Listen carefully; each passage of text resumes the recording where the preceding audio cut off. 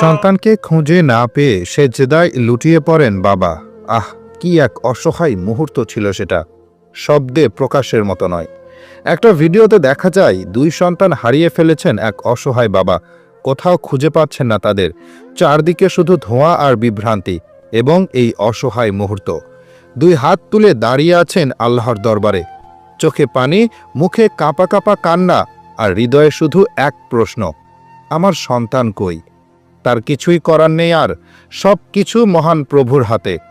আল্লাহ ছাড়া এখন তার আর কেউ নেই।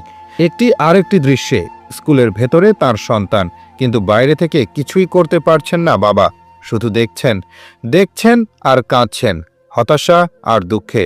সরাসরি সেজদায় লুটিয়ে পড়লেন রাস্তায়, হাঁটু গেড়ে বসে পড়লেন, আকাশের দিকে তাকিয়ে বললেন, হে আল্লাহ, আমার সন্তানদের বাঁচিয়ে দাও। আহা, কি এক অসহায় মুহূর্ত ছিল সেটা, শব্দে প্রকাশের মতো নয়।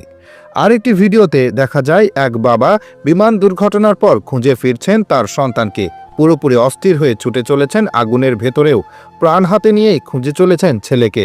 হঠাৎ করে কোথা থেকে যেন ছেলেটির মুখ দেখতে পান তিনি। সেই মুহূর্তে বাবার আর্তনাদ যেন ছুঁয়ে যায় পুরো জাতিকে।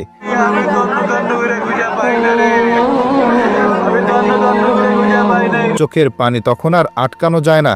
এ কেবল একজন বাবার কান্না না, এটা হাজারো পিতার মনের আকুলতা। আর যারা তাদের সন্তানদের একেবারেই হারিয়েছেন, তাদের অবস্থার কথা আমরা কল্পনাও করতে পারি না। তারা নিঃস্ব, তারা ভেঙে পড়া আত্মা। আমার ছেলে সারা শরীর পুড়ে গেছে। আজকের দিনটা যেন এক ভয়াবহ অধ্যায়।